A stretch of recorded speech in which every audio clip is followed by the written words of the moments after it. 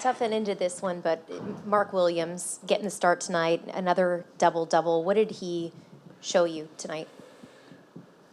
Yeah, he can do it back-to-back games. And again, I think after the last game, we just talked about his standard as we learn him and he learns us. He obviously is a big presence out there. And now he's done it back-to-back games. So I think it's still on both ends. I think at times we're asking him to move up in pick and roll coverage defensively. And you could see we were changing things up for Morant tonight, and he was able to do it. So even that's not on the box score. I think there's multiple things there we can be happy about where Mark is at, and now that's a new standard. So keeping him to that standard is what we're all here to do. He set a new standard. So great night for him. Coach, the turnovers once again, just how are you viewing that tonight as far as what caused them tonight? Yeah, I mean, it's pretty easy to see on the box score, 22 for 37 points. It was a live ball. They had 13 steals. I think we might have given up 26 points in those 13 possessions. That was what we have there on live ball turnovers. So we got to look at it, see. It's probably all of it. Like I think I said a couple games ago, it's bad pass, bad catch, bad spacing. Give them credit. They were pretty good defensively. Obviously, Jackson's a really good defender. Wells, good defender. So give them a little credit, but we got to be better than that. Looking at the challenge, you challenged the foul on Devin, then you end up with no timeouts. How are you weighing it now? I know it's hindsight 2020, but what made you challenge that corner three initially? Yeah, we didn't think there was contact. I think we still had a timeout after that. That wasn't the last one. The last one we had was the dive on the floor, 2.7 inside out of bounds, and then we turned it over. We turned it over on the inbounds. They went down, hit a three. We came back and hit a three. That was our last one. But I thought we got to what we needed even without the timeout. We continually talked about in the huddles that we don't have any timeouts left.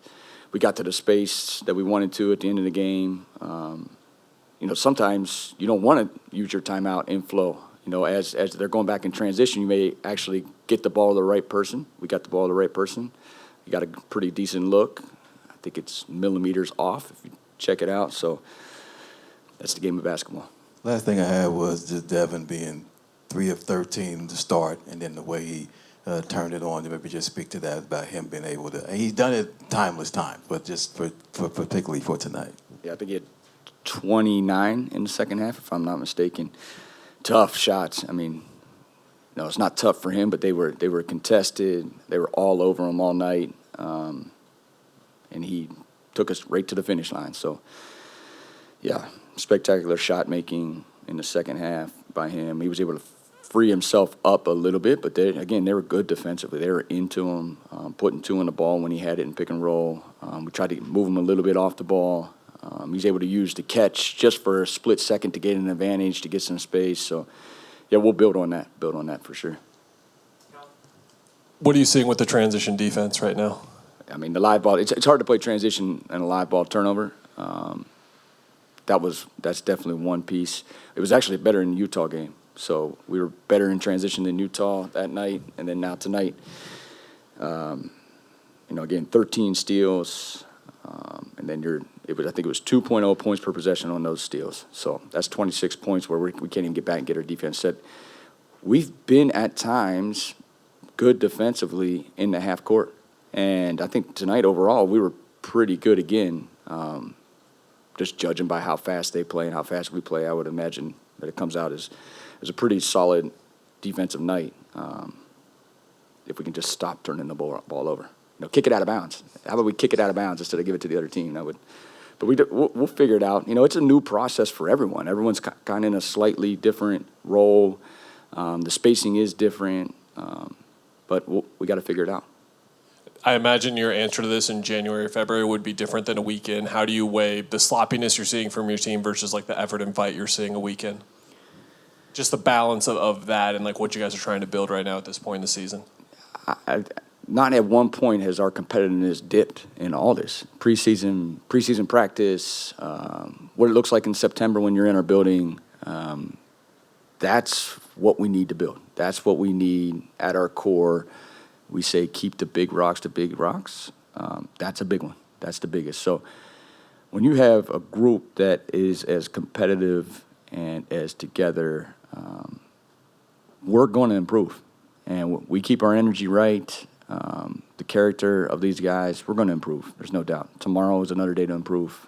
We'll take a look tomorrow to then be better the next game. So proud of the effort again. That's never wavered in this crew. Hey, Coach Elliott, goodbye. Sports 360 AZ. Colin, another solid night out of him. What dynamic does he add to this team off the pine, especially as you get healthy? The ability to shoot off the dribble in today's game is a super skill that he has. Continue to get him to be aggressive. He is such a team-first player. He's won at every level. Such a winner that for him, sometimes it doesn't feel comfortable to shoot it without any passing.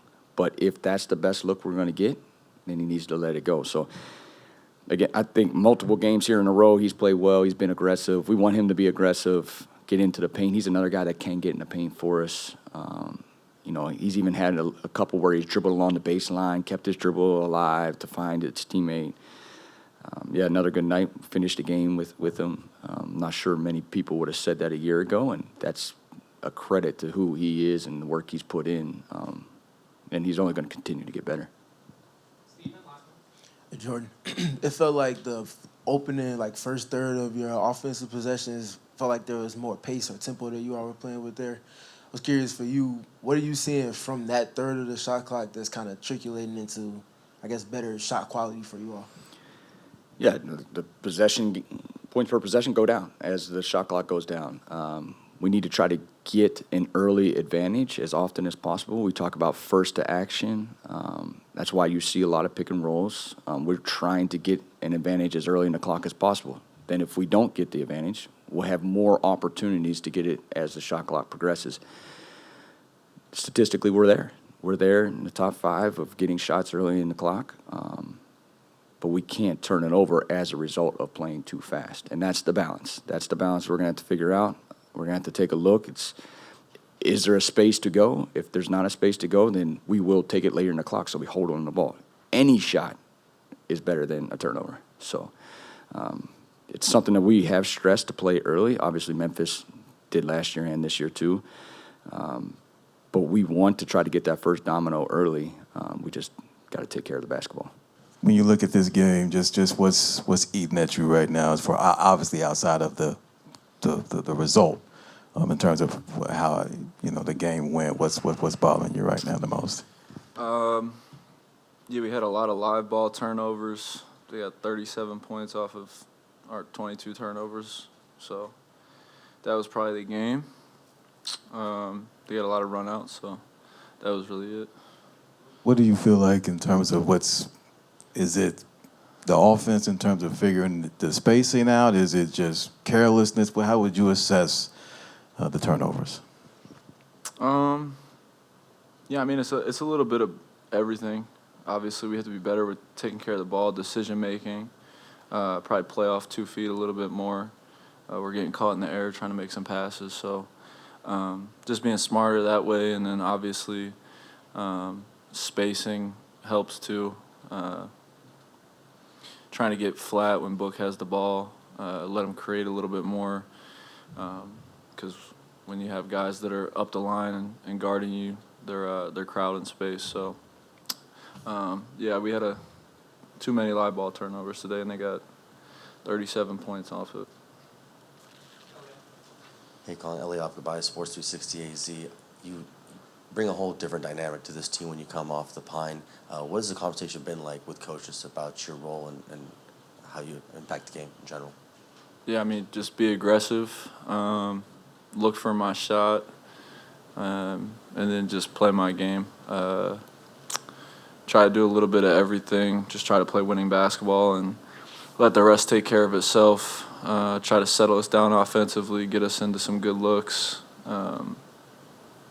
That's really it.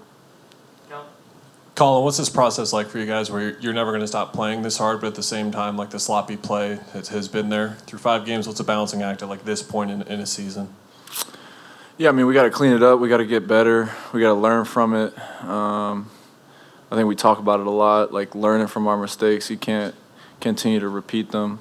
But yeah, I mean, we're just going to stick with our process, just trying to get a little bit better each day. We started the game better today.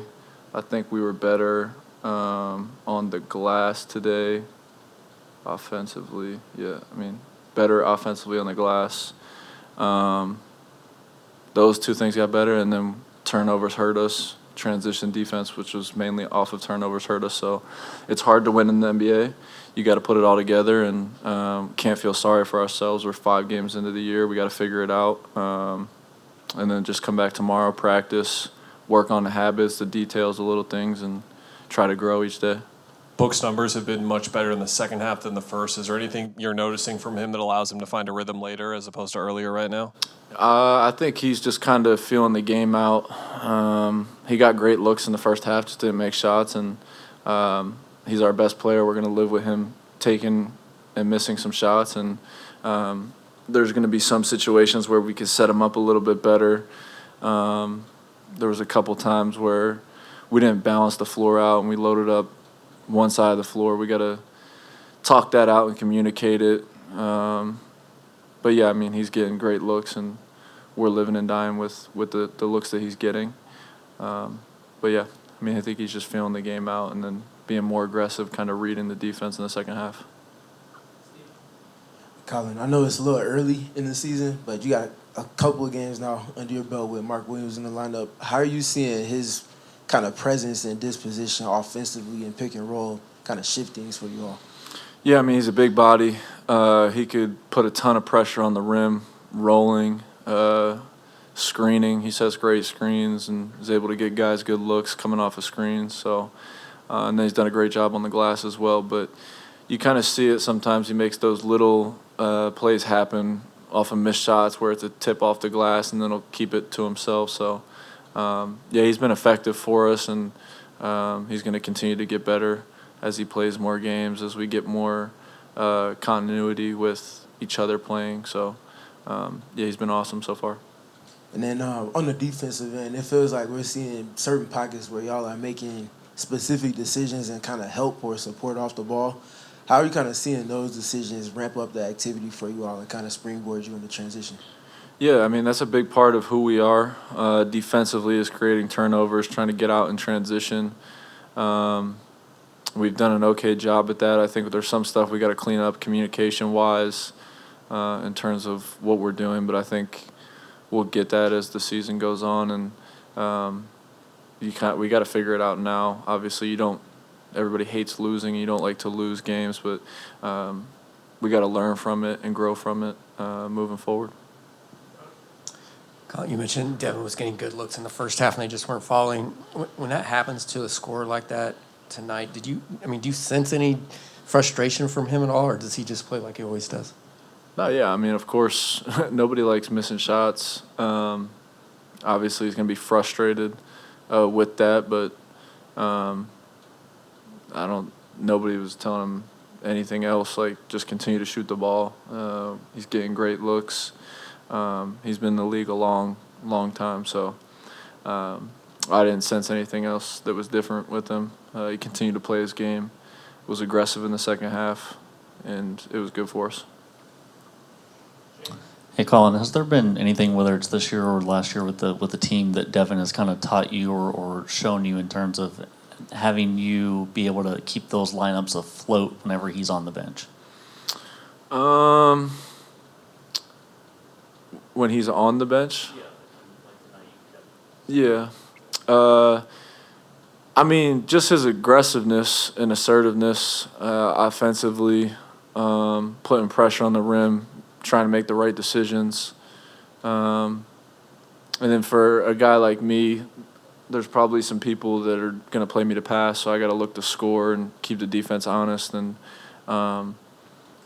certain lineups are going to be out there, different lineups are going to be out there, and there was one out there today where we were playing too big, so I had to try to be aggressive to score. And if I was missing shots, let those guys try to go get it off the glass. And that was really it, just be aggressive to score and try to set guys up off of that.